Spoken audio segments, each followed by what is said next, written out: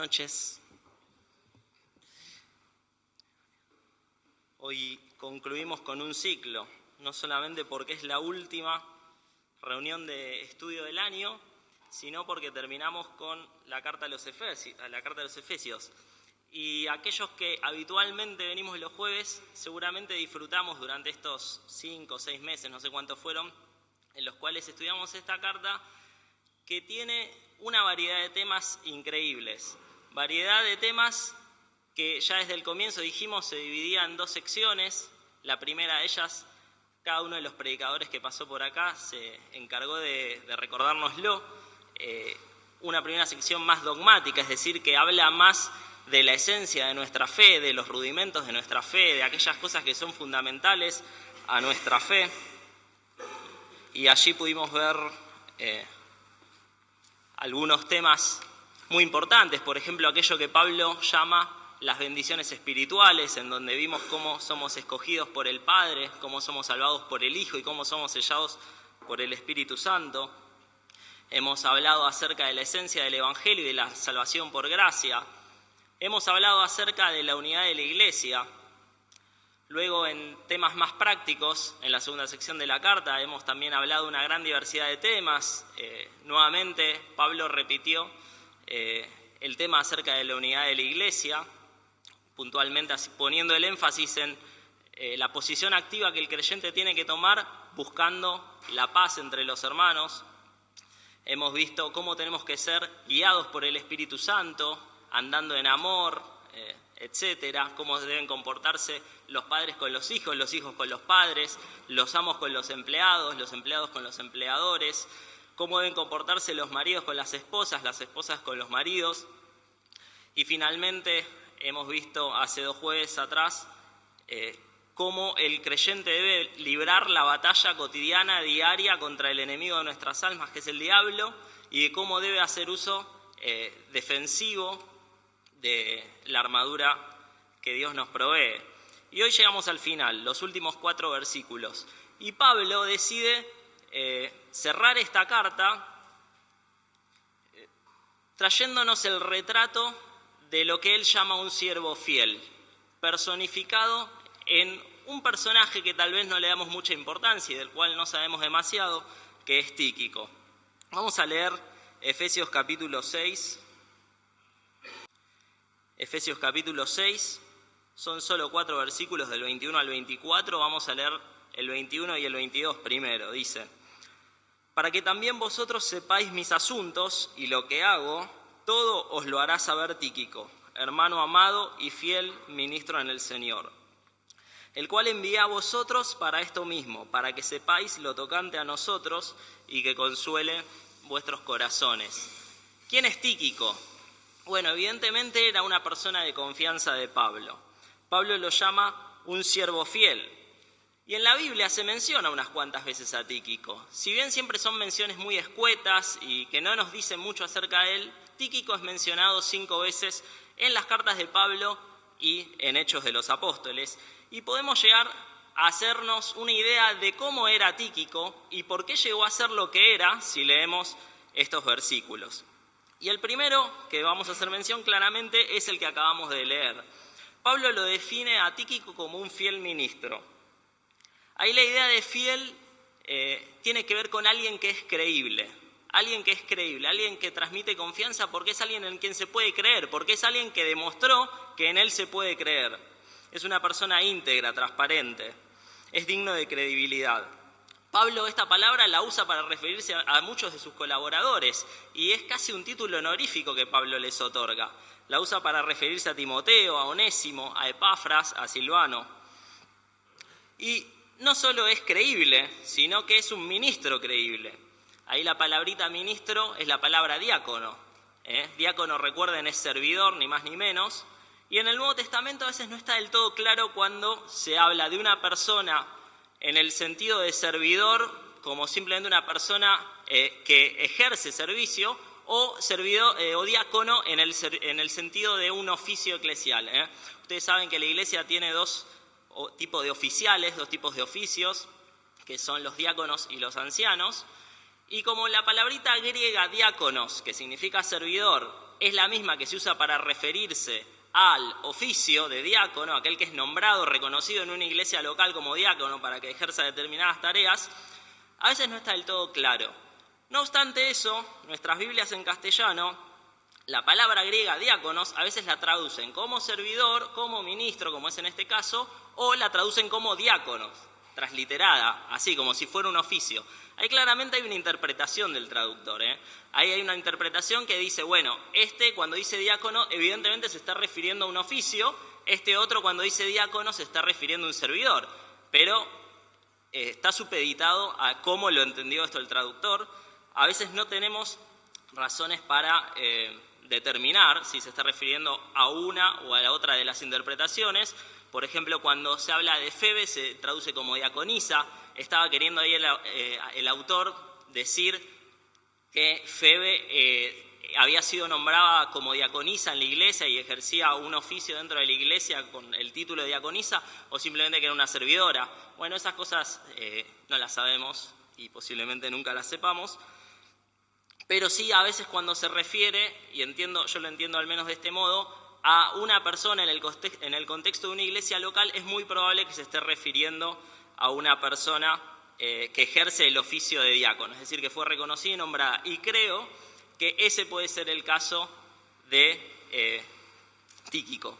¿Por qué? Porque si nosotros viéramos en el libro de Hechos, y ahora en un ratito vamos a leer el versículo, Tíquico era de la iglesia de Éfeso. Tíquico posiblemente fuera de la iglesia de Éfeso, no estamos seguros, pero se nos dice que era de Asia Menor, y Éfeso estaba en Asia Menor. Y por otros versículos que vamos a leer después, la mayoría de las personas concluyen en que este siervo fiel, este ministro fiel, pertenecía a la iglesia local de Éfeso. Pero bueno, ahí está, era un servidor, alguien que sirve. Y no era alguien que sirve cualquiera, sino alguien que sirve que se había ganado la credibilidad de las personas, y no solo de las personas, sino del apóstol Pablo, el apóstol posiblemente más influyente en la difusión del Evangelio.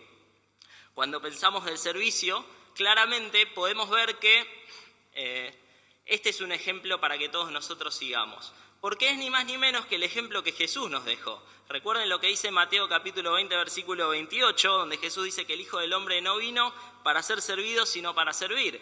Luego todos aquellos que siguen a Jesús y que quieren seguir su ejemplo y que quieren imitarle y que quieren ser como Él, tienen que ser servidores. Servidores creíbles, tal como lo era este ayudante de Pablo. Vamos a leer otro versículo que está en Hechos, que es el que les mencionaba recién, capítulo 20, versículo 4. No sé si recuerdan, pero una de las grandes tareas que los apóstoles le habían encomendado a Pablo era reunir dinero para ayudar a los pobres de Jerusalén, y cuando finalmente logran este dinero, que en gran parte viene de Macedonia, una comitiva lo va a acompañar hasta Jerusalén, posiblemente en parte para cuidarlo, llevaba el dinero, posiblemente en parte para garantizar la transparencia de toda esta transacción, de que no haya nada raro. Cada iglesia puso algunos representantes para que vayan en la comitiva, y hay 7 hombres que acompañan a Pablo, y uno de ellos es Tíquico. Hechos capítulo 20, versículo 4, dice: y le acompañaron hasta Asia, Sópater de Berea, Aristarco y Segundo de Tesalónica, Gallo de Derbe y Timoteo, y de Asia, Tíquico y Trófimo. Acá ven que Tíquico era de Asia, y por eso posiblemente, leyendo después otro versículo, vamos a concluir en que pertenecía a la iglesia de Éfeso. Lo cierto es que algo que ya sabemos de sobra, Pablo jamás trabajaba solo. Pablo jamás cargaba toda la carga del ministerio sobre sus espaldas solamente, sino que Pablo tenía a cierto grupo de confianza, a cierto grupo de hombres que trabajaban con él a la par de él. Esto es muy antiguo en la Biblia. Si ustedes recuerdan Hechos capítulo 18, Moisés cargaba con todos los problemas del pueblo. Y Moisés, se nos dice, juzgaba y hacía de juez sobre todo el pueblo. Y de repente llega su suegro, Jetro, y le dice: pero vos te ocupás de todos los problemas del pueblo, vos estás loco. Literalmente le dice: vos vas a desfallecer, no vas a poder hacerte cargo de todo vos solo. Y Jetro, como sea que se pronuncia, le dice: lo que tenés que hacer vos es nombrar a jueces, personas cada 100, cada 50, es decir, un organigrama de personas de tu confianza a las cuales tenés que preparar y que tienen que juzgar al pueblo junto con vos y así distribuir la tarea, porque vos solo no vas a poder. Y Pablo seguía este ejemplo. Y esta idea de el líder trabajando en conjunto y a la par con otras personas a las cuales prepara para luego traspasar la posta generacionalmente, está presente a lo largo de toda la Biblia. Lo podemos ver en Moisés, que tenía a Josué. Lo podemos ver en Elías, que tenía a Eliseo. Lo podemos ver en Jesús y en sus discípulos. Jesús formando discípulos para que cuando él no estuviera, siguieran con la tarea de predicar el Evangelio. Y lo vemos con los apóstoles, en este caso puntual, Pablo, del cual se nombra este grupo de personas, de los cuales sin duda destaca Timoteo y destaca en este caso Tíquico, que es nuestro protagonista de la noche. Por lo tanto, la idea de preparar discípulos que trabajen a la par de aquellos que están liderando para, en el momento de que aquellos que están liderando ya no lo puedan hacer y los otros asuman naturalmente ese rol, está presente en toda la Biblia, es lo natural en la Biblia. Ahora, sin dudas que Pablo era un maestro en esto. Pablo vemos a lo largo de sus cartas y vemos en el libro de Hechos que tenía muchos discípulos. Y siempre en los saludos finales de las cartas vemos que había un montón de personas en las cuales él confiaba. Algunas le fueron dejando, como se va a ver finalmente en su última carta, segunda a Timoteo, en donde dice que casi todos le dejaron, Demas se fue al mundo y demás. Pero Pablo tenía un buen método para preparar a aquellos que le iban a suceder cuando él ya no estuviera. O cuando él aún estuviera, pero no se podía hacer cargo de todas las iglesias de todo el mundo conocido. ¿Y en qué se basaba este método? ¿En qué se basaba el éxito del método de Pablo, el método de formación de Pablo? Vamos a leer Colosenses capítulo 4, versículo 7, que es otro de los pasajes en los cuales se menciona a Tíquico. Colosenses capítulo 4, versículo 7 dice: todo lo que a mí se refiere os lo hará saber Tíquico, amado hermano y fiel ministro y consiervo en el Señor. Aquellos que están más o menos prestando atención a la lectura y leyeron también atentamente el versículo 21 de Efesios capítulo 6, habrán notado que este versículo es casi un calco del anterior. Esto ha llevado mucho a pensar no solo esto, sino grandes fragmentos del libro de la carta a los Colosenses, que son muy parecidos, por no decir casi iguales, a los de la carta de Efesios, han llevado a muchos a pensar que la carta a los Efesios es en realidad un plagio de la carta de Colosenses. Es una carta pseudoepigráfica, es decir, no escrita por Pablo, sino por alguien que se hace pasar por él, copiando, plagiando, imitando las temáticas y en algunos casos frases literales de la carta a los Colosenses. Y puntualmente, este pasaje parece ser el que más utilizan algunos para argumentar que la carta a los Efesios en realidad es espuria, es falsa. Sin embargo, tiene bastante sentido que dos cartas escritas en un momento seguramente muy similar, desde un mismo lugar, desde la cautividad, en la cual utiliza a una misma persona, la defina en dos cartas, a una misma persona como transmisor de la carta, es decir, porque Tíquico iba a llevar la carta. Es normal que la defina de una misma forma, usando casi las mismas palabras. ¿Por qué la habría definido a unos de una forma a Tíquico y a otros de otra forma? Usa la misma definición. No obstante, agrega algo, Colosenses, que no está en Efesios. Fíjense, dice que es consiervo en el Señor. Eso no lo dijo en Efesios. Y acá pone otro énfasis acerca de cómo era el método de formación de Pablo para aquellos que le iban a preceder. Él era un consiervo. La palabrita ahí no tiene que ver con diácono. Recuerden, dijimos que diácono significa siervo, pero acá no es esa palabra. Acá es otra palabrita que también es muy famosa, es la palabrita doulos, que muchos prefieren traducirla como esclavo y demás. Hay un gran debate ahí, porque no es lo mismo lo que se considera un esclavo hoy en día que lo que se consideraba hace 2000 años en el Imperio Romano. No obstante, la palabra doulos siempre se usa para referirse a alguien en relación con su señor, es decir, a alguien que está supeditado, subordinado a su señor, a su amo. Doulos y kyrios, señor y esclavo, señor y siervo. Pero la clave está en una pequeña preposición que Pablo pone antes de esa palabra, porque si fuera doulos a secas sería simplemente siervo o esclavo, pero dice con siervo, con esclavo, usa la preposición sin. en griego significa estar al lado de, junto a. De ahí se deriva, por ejemplo, la palabra sínodo, que significa caminar uno al lado del otro. Esa es la idea de los sínodos eclesiales, que todos caminan juntos, todos van por un mismo camino. Entonces tenemos a uno que sirve a un señor al lado de otro, hombro a hombro con otro. No ligado por una relación de verticalidad, sino por una relación de horizontalidad, está a la par. Y en eso se basaba el éxito del método de Pablo. Pablo trabajaba junto con sus colaboradores a la par. No estaba por encima, no era su jefe, no era su patrón. Pablo estaba a la par y trabajaba con ellos como si fueran sus compañeros, hombro a hombro, lado a lado. Entonces, tenemos que Pablo formaba a sus discípulos de lado a lado, como un par, como un compañero, para que le sucedieran, para que ese traspaso generacional se diera naturalmente y no forzado. No, que hoy se murió Pablo y ya no sabemos quién va a ocupar su lugar.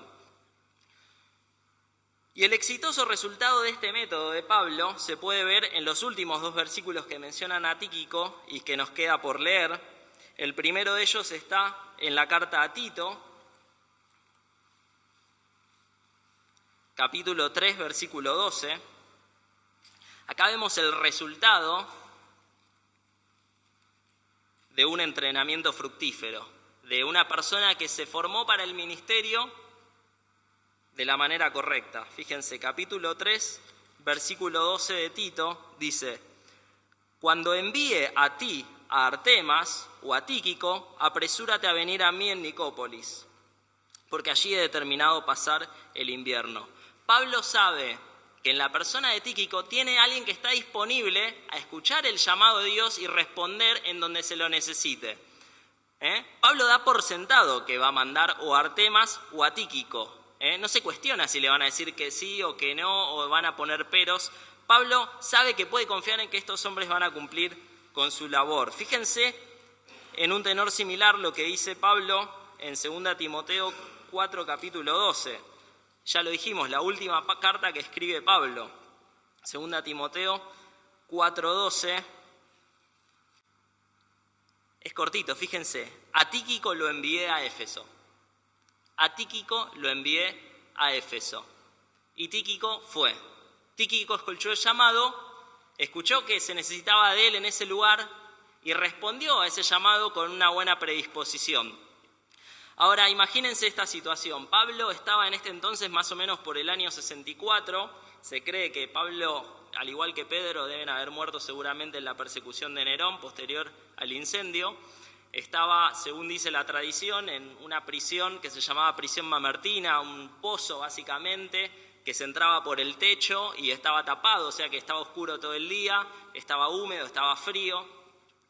Y Pablo estaba ahí, posiblemente cruzándosele todo su ministerio por la cabeza, cruzándosele pensamientos controvertidos, si realmente tal vez había invertido bien su vida, si podría haber sido un próspero rabino allí en Jerusalén, o vaya uno a saber en qué podría estar pensando. Y también estaría pensando en todas las iglesias que había fundado y qué pasaría ahora con esas iglesias. Sin embargo, Pablo estaba tranquilo porque dice: Éfeso ya está cubierta. A Éfeso mandé a uno de mi confianza. A Éfeso mandé a Tíquico. Y Pablo estaba tranquilo porque sabía que aquel hombre al cual había preparado a lo largo de los años y que había respondido con credibilidad, con un servicio creíble, transparente, confiable, estaba ahora a cargo de la iglesia en Éfeso y no había que preocuparse por ese tema. Pablo estaba dispuesto a delegar y Tíquico estuvo dispuesto a servir donde fuera necesario. Por sobre todas las cosas, y cuando pensamos en esto de enviar o de ver una necesidad y que alguien sea enviado a descubrir esa necesidad, no sé ustedes, pero yo pienso en aquel famosísimo versículo de Isaías, capítulo 6, versículo 8, donde Isaías dice: y oí la voz del Señor que decía: ¿a quién enviaré y quién irá por nosotros? Entonces respondí: heme aquí, envíame a mí. Esta misma actitud que tenía Isaías de, en primer lugar, tener tal nivel de conexión espiritual con Dios para poder escuchar su llamado, porque no siempre vamos a escuchar el llamado de Dios, porque si estamos escuchando otras cosas, si estamos sintonizando otra frecuencia, no vamos a escuchar el llamado de Dios, no vamos a escuchar la voz de Dios. Recuerden Elías cuando dice que allí en aquellos eventos catastróficos de un tornado, un terremoto, no estaba la voz de Dios, sino en un silbido apacible. Bueno, si estamos en otra frecuencia espiritual, no vamos a escuchar la voz de Dios. Pero primero, tanto Isaías como Tíquico estaban sintonizados con la voz de Dios, con la frecuencia de Dios, y escucharon el llamado de Dios, entendieron el llamado de Dios. Tíquico entendía que aquella necesidad que Pablo le estaba planteando de ir a Éfeso y de ir a otros lugares era el llamado de Dios, pero no solamente lo escucharon este llamado, sino que respondieron con buena predisposición, respondieron con la predisposición de ir, de asumir el llamado, con una acción, con hacerse cargo de hacer eso.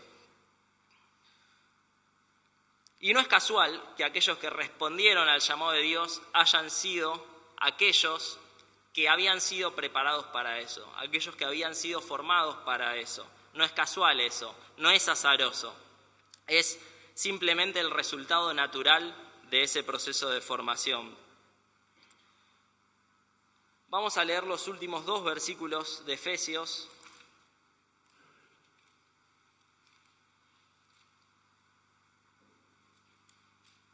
Efesios 6, 23 y 24.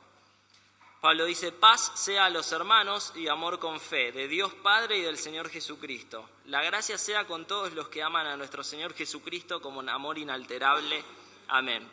Y sin duda estas 2 virtudes, paz y amor, son el mejor deseo que pudiéramos tener para la iglesia para el año que viene. Que en este 2020 nos encuentre trabajando por la paz, que nos encuentre, como también dijo Pablo, manteniendo la unidad mediante el vínculo de la paz, y como también dijo Pablo en esta carta, andando en amor. El hermano que le tocó hablar ese día nos decía que el amor es una decisión de acá y no necesariamente un impulso de acá. Yo decido amar a mi hermano y trabajo por eso. Yo decido mantener la paz y trabajo por eso. Que la paz y el amor inunden esta iglesia en el año que viene, y que al igual que Tíquico podamos estar prestos a escuchar el llamado de Dios para entender qué es lo que Dios quiere que hagamos en este año y hacerlo, y del mismo modo estar escuchando la voz de Dios para que Él nos muestre qué es lo que no quiere que hagamos y no lo hagamos y dejemos de hacer eso, para que realmente estemos en sintonía con la voluntad que Él tiene para nosotros en lo personal, en lo familiar, en lo eclesial. Que esto sea una realidad en esta iglesia el año que viene y que Dios nos bendiga.